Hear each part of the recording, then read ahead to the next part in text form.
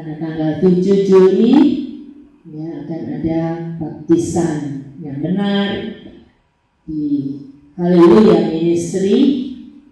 Baptisan sebagai bukti pertobatan ya, yang dimateraikan di dalam nama Bapa Yahweh, Anak Yeshua HaMasiah, dan Roh Kudus, Roh Yahweh yang adalah Roh Yeshua HaMasiah. Saudara, kita membuka Yohanes 14 ayat yang ke-21. Ya, ini merupakan dasar daripada pelaksanaan baptisan di dalam nama Yahweh, di dalam nama Yeshua, dan di dalam nama Roh Kudus, yaitu melakukan apa yang Yahweh sudah perintahkan sebagai bukti kasih, ya, bukan kasih yang abal-abal, tapi kasih yang sejati, kasih yang mau bayar harga untuk meresponi kebenaran yang Yahweh sudah ajarkan bagi murid-muridnya, bagi anak-anaknya, bagi kekasih-kekasih hatinya. Yohanes 14 ayat yang ke-20 dan ke-21. Pada hari itu kamu akan mengetahui bahwa aku ada di dalam Bapa-Ku dan kamu di dalam aku dan aku di dalam kamu. Ya, perhatikan. Bapa ada di dalam Yeshua. Yeshua ada di dalam kita. Ya, perhatikan, saya ulang sekali lagi. Bapa ada di dalam Yeshua. Yeshua ada di dalam kita. Saudara ingat, waktu Yeshua kembali naik ke surga, dia katakan dia akan kirimkan Roh Kudusnya. Ya, dan Roh Kudus itu yang akan diam di dalam setiap roh yang membuka hatinya, membuka rohnya untuk dipenuhi oleh Roh Kudus. Kepada orang-orang seperti ini, ayat 21 ini berlaku. Mari kita baca bersama-sama. Siapa yang memiliki perintah-perintahku dan memeliharanya, dia itulah yang mengasihi aku. Perhatikan. Siapa yang memiliki perintahnya, ya, dan memeliharanya, dia itulah yang mengasihi Yeshua. Dia itulah yang mengasihi Yahweh. Dia itulah yang mengasihi Roh Kudus. Dia itulah yang mengasihi ketiganya yang adalah satu, yaitu Tuhan Maha Pencipta. Ya, nggak ada.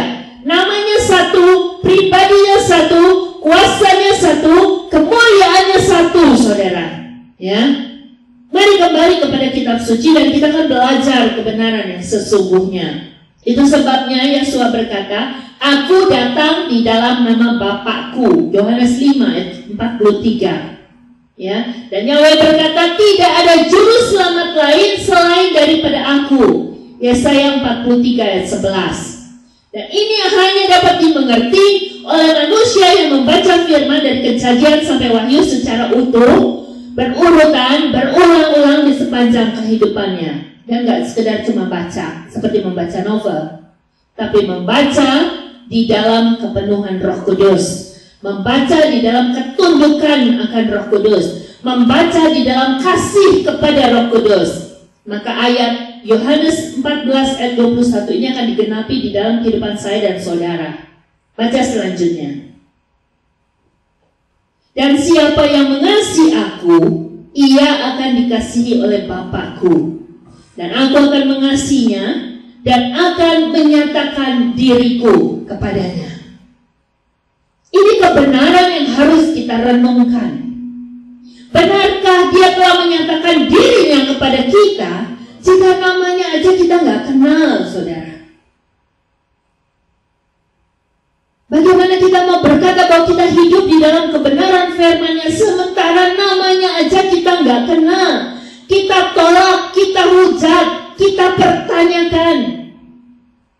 Itu sebabnya jangan bangga jadi orang percaya yang merasa kenal Tuhan, yang merasa mengasihi Tuhan, tapi nggak pernah bergaul dengan firman-Nya, nggak pernah menghormati eksistensi Roh Kudus di dalam kehidupannya.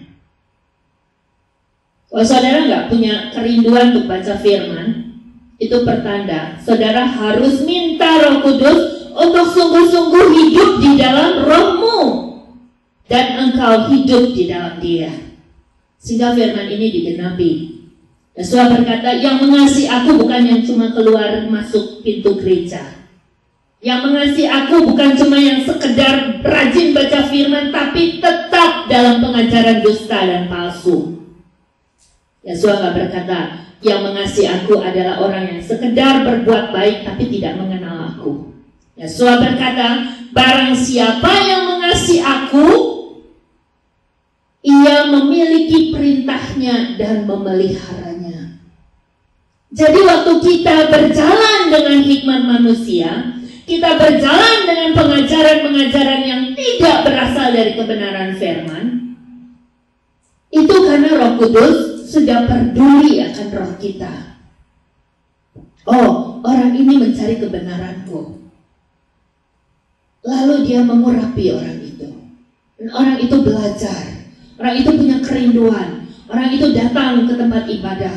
Orang itu mulai cari tahu. Orang itu mulai baca firman.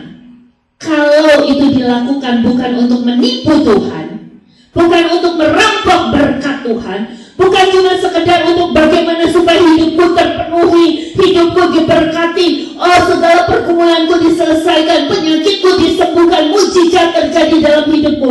Kalau bukan hanya sekedar itu yang Anda rindukan, melainkan Anda rindu untuk mengenal pemberi berkat itu, sumber berkat itu, juru selamat itu, gak cukup sampai menerima berkat. Ya, hidupmu dipulihkan secara jasmani, engkau akan rindu untuk mencari kebenaran yang lebih lagi dan lebih lagi. Dan goal akhirnya, Yesus kasih tahu, barang siapa yang mengasihi aku, dia akan memiliki perintah-perintahku dan memeliharanya. Apa perintahnya? Sudah dirangkum. Isi kitab suci itu adalah, kasihilah Tuhan Yahwehmu dengan segenap hatimu, dengan segenap akal budimu, dengan segenap pikiranmu, dengan segenap kekuatanmu. Kasihilah sesamamu manusia seperti dirimu sendiri. Dan sebabnya ada 10 perintah yang Yahweh turunkan melalui Musa. 4 diantaranya untuk menolong setiap umat membangun hubungan kasih, hubungan yang tidak tergoyangkan dengan Tuhannya. Dan 5-10 adalah ketetapan perintah yang Yahweh tetapkan supaya setiap orang bisa membangun hubungan kasih kepada sesamanya. Yang pertama, dia berkata, akulah Tuhan Yahwehmu. Saudara, mari kita buka Keluaran 20. Ini adalah inti penginjilan. Penginjilan itu harus berbicara tentang kabar baik, kabar kasih, yaitu kasih kepada Tuhan Maha Pencipta dan kasih kepada sesama manusia. Mari kita buka Keluaran 20. Jadi saudara jangan sibuk bilang buah, buah, buah. Katanya kalau orang itu hidup benar, lihat dari buahnya. Buah yang mana? Buah yang abal-abal, buah yang suka menipu, buah yang suka ngakal-ngakalin, buah yang mementingkan diri sendiri, buah yang palsu. Saudara berkata saudara mengasihi dia, saudara berkata saudara mengenal dia, tapi saudara nggak pernah punya hubungan pribadi dengan dia. Saudara nggak pernah baca firman-Nya. Saudara nggak pernah cari tahu, oh katanya aku diselamatkan di dalam namaku. Benarkah namanya itu Yesus? Saudara kalau baca firman, saudara akan tahu Yohanes 5 ayat 43. Yesus berkata, aku datang di dalam nama Bapakku. Jadi kalau saudara berkata, pribadi yang digantung di kayu salib sebagai juru selamat itu namanya Yesus, dan Bapaknya itu adalah namanya Allah, Allah Bapa, Allah Anak, Allah Roh Kudus, apa kebenarannya? Gak ada kebenarannya. Jika saudara hidup di dalam Roh Kudusnya, baru saudara akan mudah. Yesus berkata, aku datang di dalam nama Bapakku. Saudara tahu namanya Yesus, lalu saudara kenal Bapaknya itu namanya Allah, saudara akan timbul pertanyaan, mana kebenarannya? Saudara mulai berdoa, saudara nggak tahu mulai dari mana belajarnya.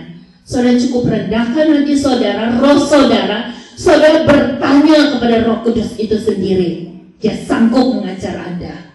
1 Yohanes 2:27. Pengurapannya sanggup mengajar setiap orang dalam segala hal.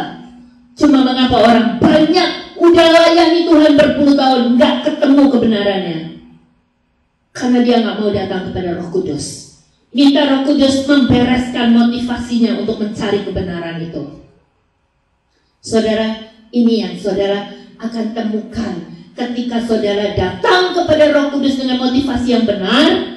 Saudara akan dibawa untuk mencintai firman-Nya, membaca dari Kejadian sampai Wahyu. Saudara rindu untuk dijamah, diajar, dan dipulihkan. Jadi yang namanya hidupmu diperbaiki, mujizat terjadi, engkau diangkat, ditinggikan, engkau dibela di sepanjang kehidupanmu, itu bukan karena engkau mencari Dia untuk tujuan itu, tapi itu adalah penggenapan firman-Nya di dalam setiap orang yang sungguh-sungguh mencari Dia.